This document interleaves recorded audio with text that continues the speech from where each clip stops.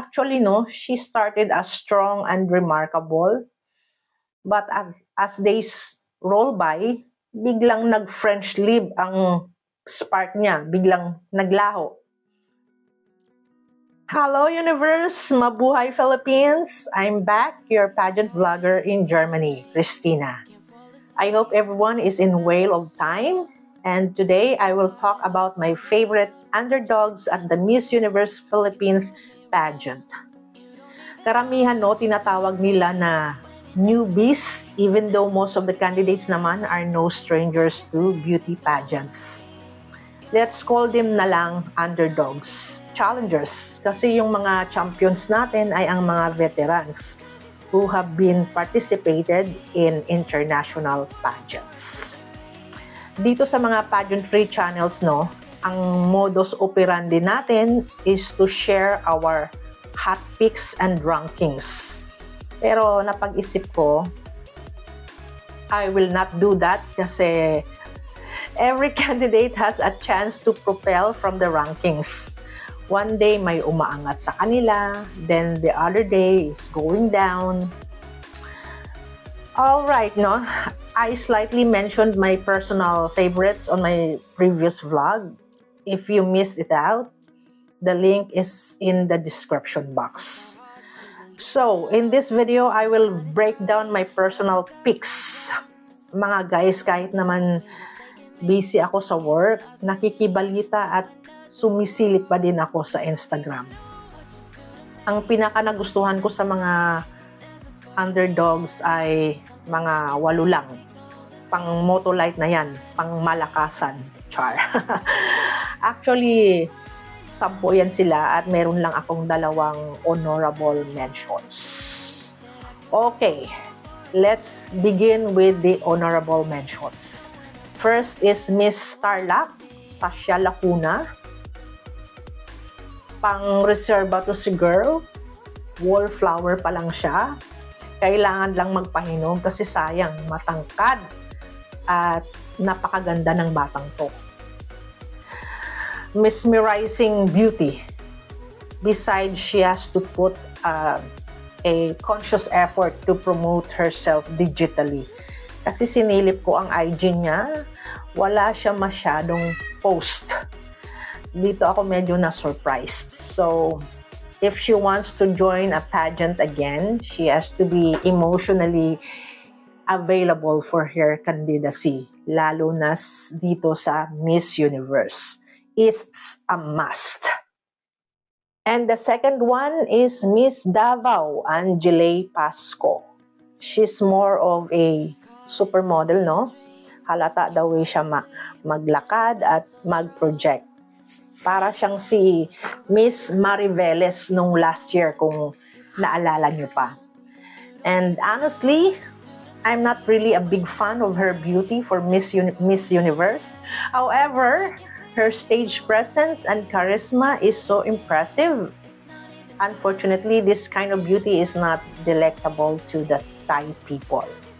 Alam nyo yun, guys, kasi last year si Kimberly Street of Filipino Community of Australia had garnered positive impressions but ended up at top 20.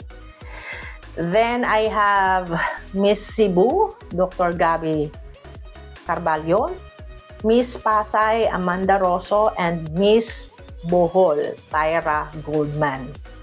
Ito sila yung mga tinatawag kong wabi-sabi beauties. Wabi-sabi, guys, is a Japanese term and Japanese philosophy that values the beauty existed in imperfection, impermanence, and simplicity. Kaya ko in-apply ang term kasi bumagay sa kanila. Alam mong maganda sila kahit simple, pero syempre may kulang pa rin according to pageantry philosophy. Charot. Si Miss Cebu, she's doing very well. Character and personality-wise is perfect. Pageant skills, pasarela, and com skills is very good. Alas, face value is mid. Ito ang curveballs kay Dr. Gabby as well as to Miss Pasay. Hindi sa sinasabing pangit sila, no? Of course, they are pretty in person. No doubt about it. Pero ang problema, iba ang rehistro ng facial beauty nila sa screen. Or in other words, they're not telegenic. Guys, we know that visual appeal matters. Si Miss Pasay, Amanda Rosso, pwede pa tong pumasok sa top 5 because of her towering height. Kasi pag matangkad, pansinin, di ba? At pag umariba pa to sa prelims, she could bag a crown. Nako, ito na naman ako. Nabubulol. Si Tara Goldman from Baguio naman is a beauty to behold. Ganda ng mukha ang puhunan, pero ganun din, may lackluster. Actually, no, she started as strong and remarkable, but as days roll by, biglang nag-French leave ang spark niya, biglang naglaho. So, I don't know kung ano ang gagawin ni Tyra to bounce back. If she's seriously vying for a crown, then she has to do something at least, especially sa styling. Kasi many times, ang bigat niya tingnan. I think yan ang dapat niyang i-improve. May pagka-introvert pa naman siya. There's nothing wrong about it. But in pageantry settings, we have to put that quirky on the back burner. Kasi no, pageantry is a social setting. Yan lang ang masabi ko. Next on my list are Miss Iligan City, Juliana Frisado, and Miss Ifugao, Valerie West. Napanood ko ang latest interview ng The Crown Philippines kay Juliana Frisado. Siyempre, kinilatis ko ang com skills. Okay lang naman. Well, truth be told mga guys, mabibilang lang sa daliri natin kung sino ang mga magaling magsalita. Most of them are vanilla.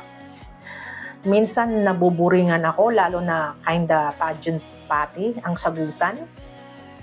Huwag nyo i-deny mga guys. You have that feeling either. However, excellent com skills is dispensable at nawat JKN era. Tayo lang na mga Pinoy ang mga grammar Nazis, di ba? Mahilig tayo mamuna ng wrong grammar in a harsh way pa naman. Anyway, bakit posibleng makapasok tong si Miss Iligan sa top 10 or top 5? If you may ask me, syempre may lackings pa rin kasi may area na dapat pasabugin like yung styling at pasarela skills. Face value pa lang pasado si Juliana, pero kung may baon pa tong pasabog at pambulaga sa prelims, pwede talaga siya makasungkit ng crown. Same goes with Miss Ifugao, Valerie West. Si Valerie, bantayan kasi makuda. Initially, when I first saw her, I like her right away. Polishing na lang ang diagnosis ko sa kanya at huwag pahawakin ng mic kasi alam nyo na. At finally, dito na tayo sa last 3 deep-seated and potential newbies or underdogs to win the Miss Universe crown. They're in everyone's playbook, kumbaga. From pageant fans, enthusiasts to pageant experts. And the lucky girls are Miss Benguet, Maiko Ibarde, Miss Baguio, Gwendolyn Soriano Meles, and Miss Laguna, Eloisa Howard. Agreeable enough. Pwede. Though, in my own observation, Miss Baguio and Miss Laguna are for Miss World or Miss International prototypes. Fresh and angelic kasi ang beauty ni Eloisa at Gwen. Pero since sa Thailand gaganapin ang Miss Universe, possible talaga na isa sa kanila ang makasungkit ng MUPH crown. Pero alam nyo guys, mas bet ko si Miss Benguet, Maiko Ibarde. Kasi mulata ang skin at ang facial beauty niya, ito ang tinatawag na facially beguiling. Kasi 'di ba lumalatina siya. Pwede paglaruan ang mukha ng slight, wag lang sobra. During the press presentation, no, I was awestruck by her beauty. Sabi ko ay parang familiar yung face. Kasi kamukha siya ni Miss Dominican Republic, Andreina Martinez. Pero sa totoo lang, no, mas preferred ko sana ang gumawa ang isang candidate ng sarili niyang identity kasi it burns my ear when I heard someone saying, "Oh, she looks like Jindo or whoever she's compared to." Mas maganda kung lumihis sa image ng isang beauty queen from the past. Kasi kapag may pattern na sinusundan, parang trying hard ang dating. Parang nanggagaya tayo.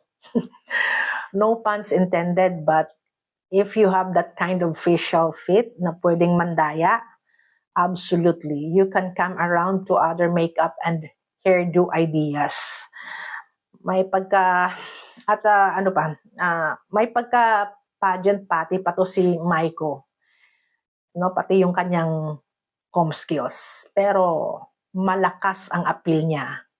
Pwede pa siya mai-coach at mai-train para slick at plakado ang lahat sa kanya. I believe pwede makaabot sa top 5 at pwedeng makuha niya ang MUPH crown. Sabi doon sa Queen's Runway docu, mahilig ang MUPH org sa simple and humble beauty queen. Parang wallflower lang. Baka mamaya si Miss Tarlac pa pala ang manalo. Kita-kits guys bukas sa preliminary competition ng Miss Universe Philippines. That's for now. Thank you for viewing. See you soon. Tschüssi! Babush!